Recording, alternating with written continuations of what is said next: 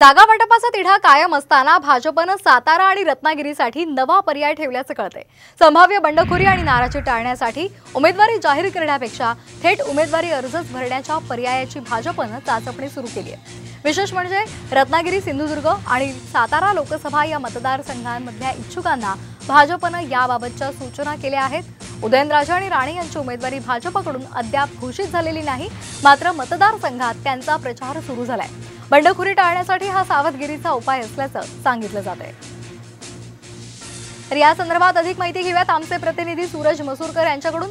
सूरज, काय अधिकचे अपडेट्स मिळतायत? जागा वाटपाचा तिढा सोडवण्यासाठी भाजपनं हा नवा पर्याय घेतलेला आहे, त्याची चाचपणी सुरू केली आहे।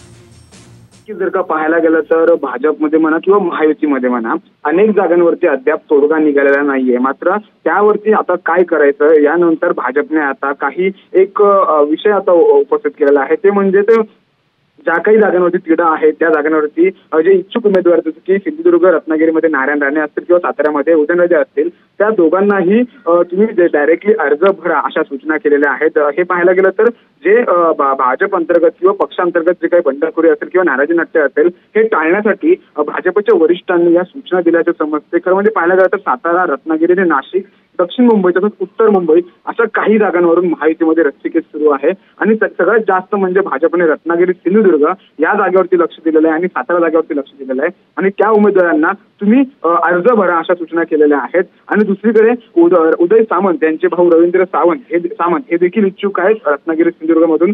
त्यांना देखील शांत राहण्याच्या सूचना आहेत त्या वरिष्ठांनी केलेल्या आपल्याला पाहायला मिळत आहे। 2 दिवसामध्ये सर्व जागांचा तिढा सुटणार आणि त्यावरती केंद्रीय गृहमंत्री अमित शहा निर्णय घेतील, तोपर्यंत शांत राहा अशा सूचना ज्या आहेत त्या वरिष्ठांनी उमेदवारांना दिल्याचे समजते। अगदी धन्यवाद आपण दिलेल्या माहितीसाठी।